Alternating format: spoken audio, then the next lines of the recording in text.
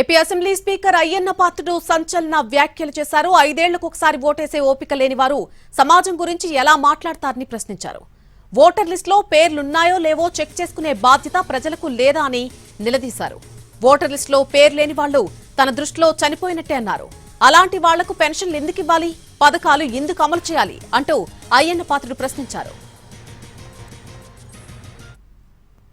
5 సంవత్సరాలకు ఒకసారి బూత్ దగ్గరికి వెళ్ళి కూడా ఓటు వేయడానికి మీకు ఓపిక లేకపోతే మనొకళ్ళు అర్హత ఏంటండి, మాట్లాడే అర్హత ఏంటండి?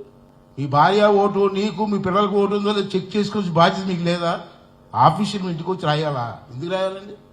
వాటర్ లిస్టులో పేరు లేకపోతే మనిషి చచ్చిపోయినట్టే బతుకున్నట్ట? వాటర్ లిస్టులో పేరు లేకపోతే మనిషి చచ్చిపోయినట్టే నా దృష్టిలో. అయితే ఆ చచ్చిపోయినాడికి పెన్షన్ ఎందుకు ఇవ్వాలంటే? ఎందుకు ఇవ్వాలి పెన్షన్? ఎందుకు ఇవ్వాలా? వాటర్ లిస్టులో పేరు ఉందో లేదో నీకు తెలియదు, నీకు పథకం ఇవ్వాలా, పెన్షన్ ఇవ్వాలా? ఆఫ్టర్ 4,000 5,000 రూపాయల పథకాల కోసం, పెన్షన్ కోసం రాష్ట్రం తగలబెడతారు రాష్ట్రాన్ని. 5 సంవత్సరాలకు ఒకసారి బూత్ దగ్గరికి వెళ్ళి కూడా ఓటు వేయడానికి మీకు ఓపిక లేకపోతే